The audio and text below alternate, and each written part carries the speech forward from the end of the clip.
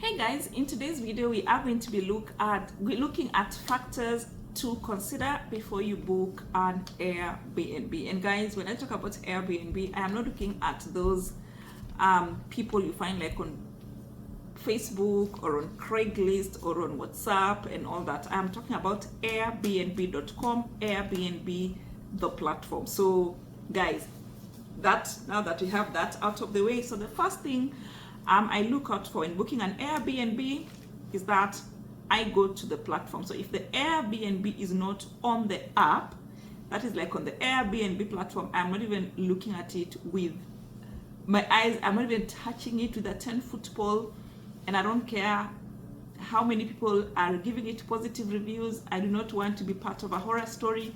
So that is step number one. It must be listed on the platform, airbnb.com. Number two factor I consider when booking an Airbnb is I make sure that whatever I am booking, I am the only person who is going to be staying there. So one advantage that the Airbnb platform has is that it has a filter button. So one thing that I do is I filter for entire homes. Remember, with Airbnb, somebody can list just a room in their house, or they can list like an entire house. It depends. So personally, I only go for entire houses. So that's why I'll go to the Airbnb platform, and where you can filter, I filter by entire home. So that is factor number two. I don't want to be sharing the house with anybody else. Once I have that filtered, number three filter I always make sure I put is that the house must have Wi-Fi, very fast Wi-Fi, for three main reasons.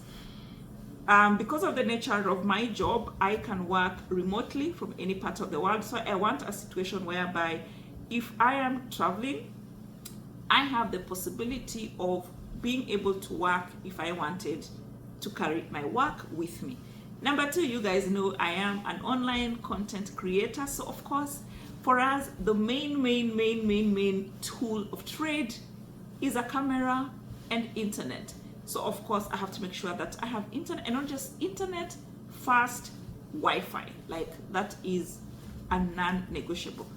Then step number four is I check out for the ratings of the Airbnb as well as reviews that have been given. So generally, for Airbnb, the highest rating a host can get or a property can get is 5.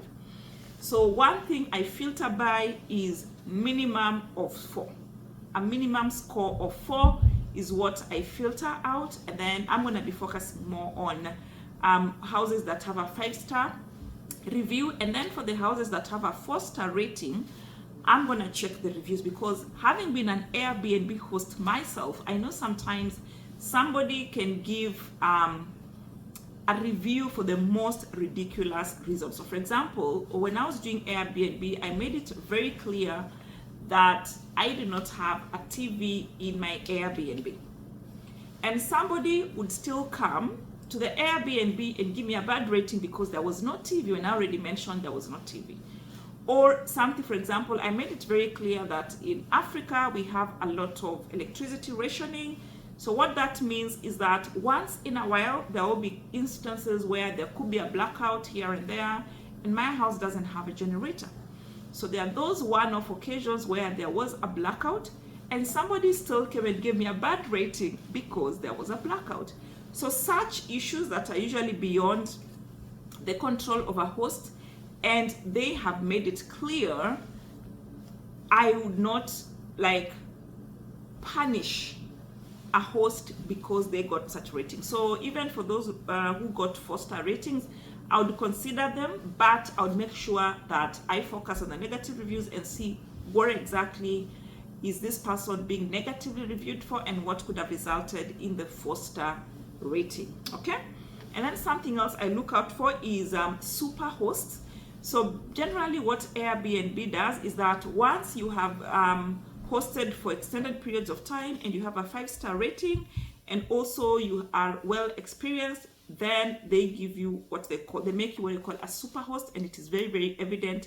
Like once you log on to the Airbnb app, you can even choose to filter by super host. It's very evident on the platform. So that is something else I focus on, super hosts, because they are well rated and they are more experienced handling guests. They have built credibility over time and with other guests, so they are, I mean, I can trust them with my money, I can trust them with my life.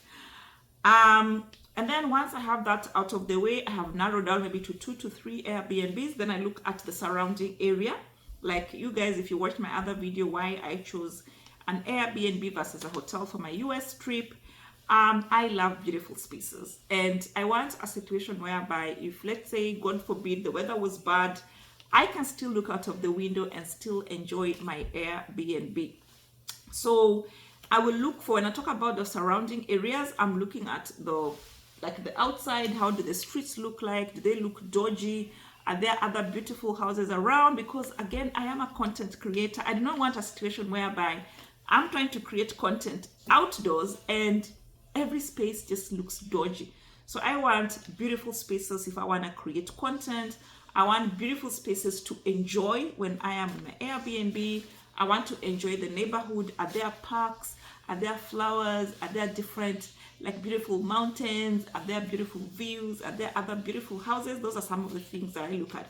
And then I also look at the surrounding area because it's gonna be helpful for me to know how to dress. So I will give you an example. So if you have seen the videos I have done in this Airbnb, you can see the theme that is going on in this house is white and black in most of the areas. So you will notice also that all the clothing that I wear when I'm doing the videos are colored so that my background doesn't consume me in the process. So I'll give you an example. When I remove this jacket, you see, because the background is black and white, I'm totally like consumed in the background, yeah? But when I wear this, it pops and I don't disappear. And you're like, oops, where was she? She was talking to us. I can't see her. I can only see her teeth. So that also helps me with my dress code. And so for example, this particular house is yellow. So I just loved that color. And I'm like, wow, this looks really nice for my videos, my content creation for TikTok and all that. So those are the factors that you should also consider, especially if you are a content creator.